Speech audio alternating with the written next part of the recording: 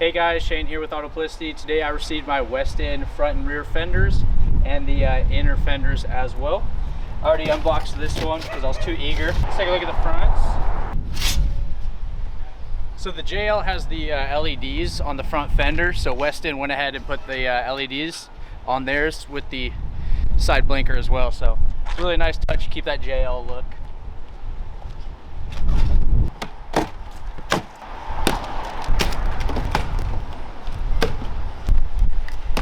So that was the front fenders. Let's take a look at the rear fenders. And this baby is the rear fender. There we go. Nice clean look to it.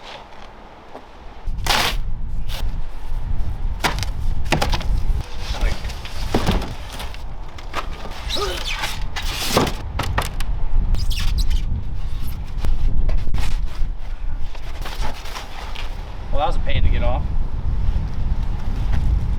One of the fronts, got a cool Westin, and the last one to open, and the rears. All right, so I'm gonna start up front with a 8mm. You have one bolt up front at the top of the fender.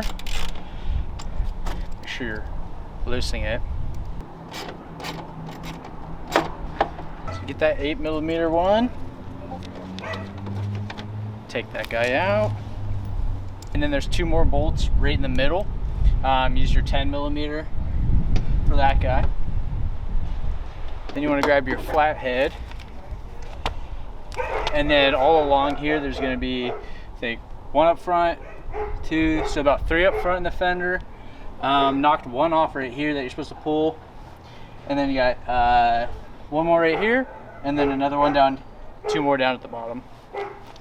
So I'm popping these guys out, and to pull the front liner out, there's each one of these rivets right here.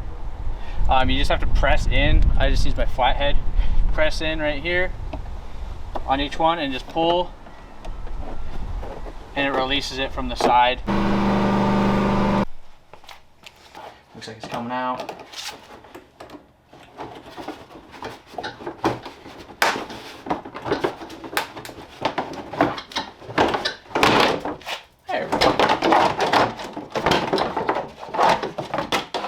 Who needs this? Go ahead, grab your 10mm ratchet, and then there's another bolt way up front for the front fender you're going to want to take off as well. It's right up here.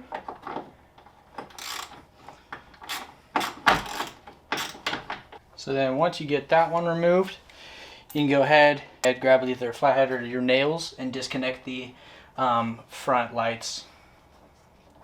And then once you have that disconnected, right there, you can either buy a tool to go ahead and pull out all the white little tabs that hold the fender in place, or you just pull them out, or just use a flathead. Yeah, I just like pulling it out. So, and we're free. Once you have the fender removed, you go ahead, take this guy, put her in that hole. You have to remove this electrical cord first, because it goes in the same spot as that would be, and then you can connect it back into this little circle that you have here. So just tighten that up. Alrighty, so once we got this bracket nice and tight, we did the front one up here as well. Nice little pain. You have to kind of stick your finger up in that little crack there, and then get it up. Can you really see that? Not really.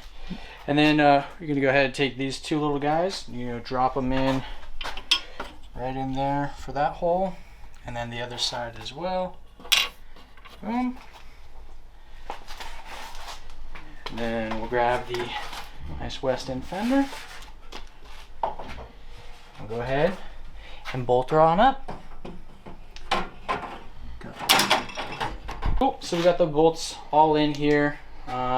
Looking good, all nice and tight, not going anywhere. Nice Westin front. And then for the electrical, it sits right here, but I went ahead and moved it over to the side, so when I go ahead and connect that light back up, it'll go ahead and be easy access. So we'll go ahead start taping up the front bumper, or the front fender. So once you have the fender off, you do need the wiring for the new JL. So you're gonna go ahead up towards this light. You wanna go ahead and cut right here, those two, and then same spot, doesn't really matter. The rest of those. And then you want to keep that wire so you can splice that and then connect that back into your original outlet right there. I went ahead and took the wire that we had from the OEM Fender and then went ahead and connected it to these guys here. Black, black, black, brown, and you get the gist. So then crimped all those. Now we're gonna hook it up, see if it works. All right, then we're putting on the double-sided tape across the fender just for some more added protection, and that way we can put this nice little rubber fender around the fender. All right, well, this is the Westin front fender and the inner fender. If you want to take a look down under here, look at that little match up. I'm just gonna go ahead, tuck all these wires, and then right over here. And now we're all good to go and work on the back. So last night, TJ and I were working on the fender. He was helping me film and put this baby on. So we got it all together, looking sweet. Still need to wire some stuff up, but we're heading to Southern California for a trip down to Baja, California. We're going to meet up with Sean and Eddie of Autoplicity to see if they can help me put on the rear fenders.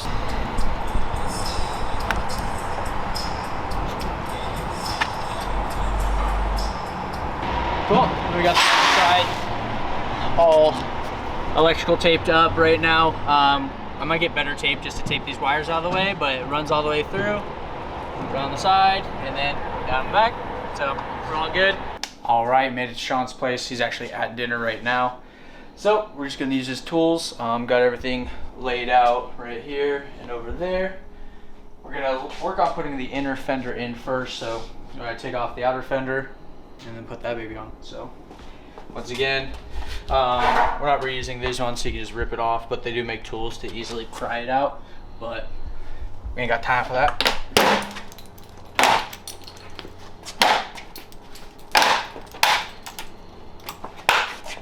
There we go. And so, and then all of these like slide in and stuff, so you're not breaking any of the capabilities, so you can always put this back on and slide new prongs on, so just have to buy new ones. All right, got my brother TJ helping me with the rear inner fender.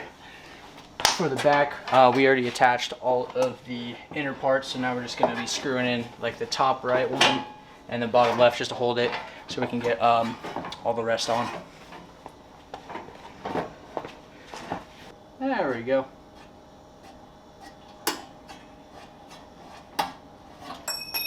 Oops.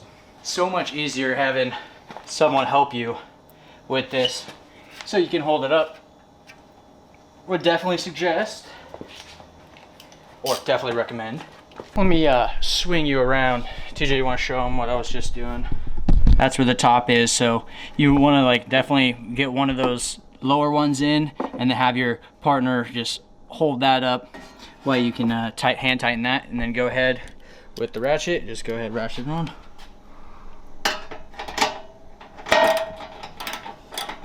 Nice. There we go. The right one. So then right in here you do have the two more holes with the C-clamp on there, so just go ahead, tighten that in. Westin rear inner fender is all good to go. We just have to go ahead and do the rear fender on the outside. That involves some more serious work, so just some drills and then inserting some bolts to rivet into. So I'm going to be doing that hopefully tomorrow morning. So the next thing we have to do is put on this double-sided tape along the outside in between these holes right here. So that way we can go ahead and put on the black welting and trim that up. So we're gonna go ahead and put that double-sided tape on.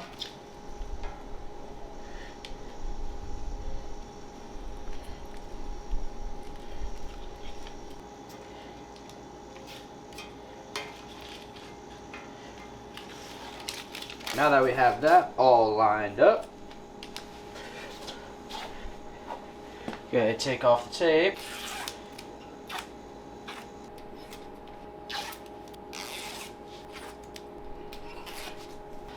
So when you're putting the welting on, you will have to cut around these holes.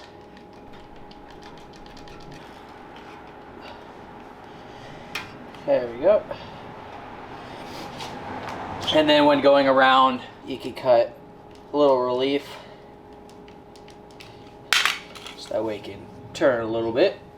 Now I'm gonna finish cutting these holes out, lining this up, and then we'll go to the fender.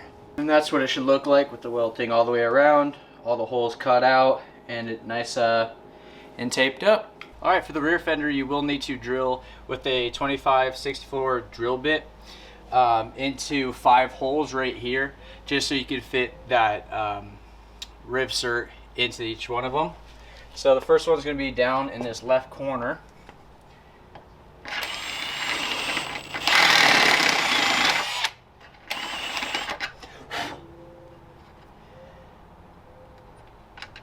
That's good.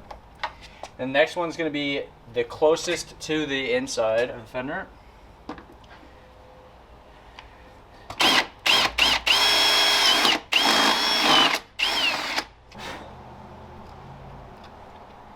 That one's good.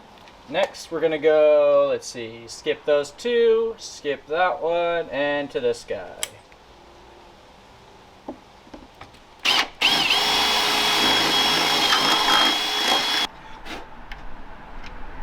Cool. And then the last 2 will be, let's see, those 2, this guy, and this guy. Perfect. Cool. And we're all set with those riv certs. So just gonna go ahead and tap those in and get the fender on.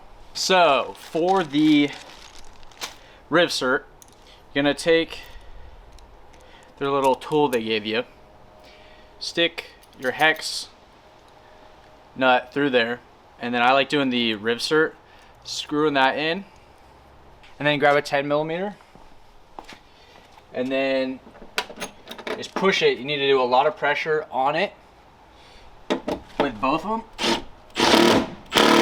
And then when you pull it out, baby's stuck in there. Let's do 4 more.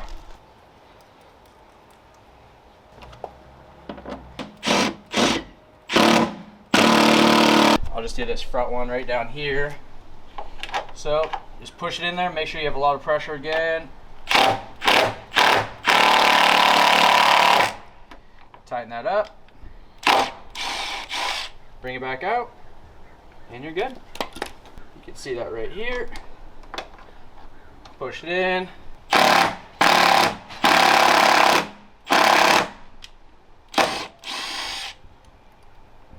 Cool. Last one, and we'll get this fender on right here.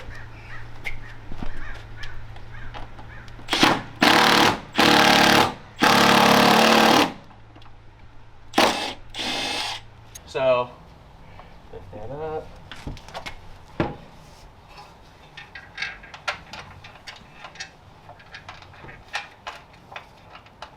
Get in the way. Well, give me a sec. Alright. Hold this up and out of the way. Definitely a 2-man job for this guy. So what I like doing is just connecting the front bolt in to that riv cert, and then this top right one. So just get those 2 bolts in, tighten them down, and then you can get the rest of the bolts in. So you want to go ahead and take one of these hex nuts right here and then put this washer on it. And then you want to get into all those rivserts and then twist it in each one of those right there. All right, we got the Westin front and rear fenders with the inner fenders all on. Fun project. Definitely would recommend like maybe 2 people helping you with it. They're a little heavy, but definitely gives it a good clean look. Definitely love the front LED, keeping that JL look. Yeah, about a day or 2 project to put these on. If you have help, could definitely be a little bit faster, but definitely gives it a good stance, and I like the look of it. Definitely recommend.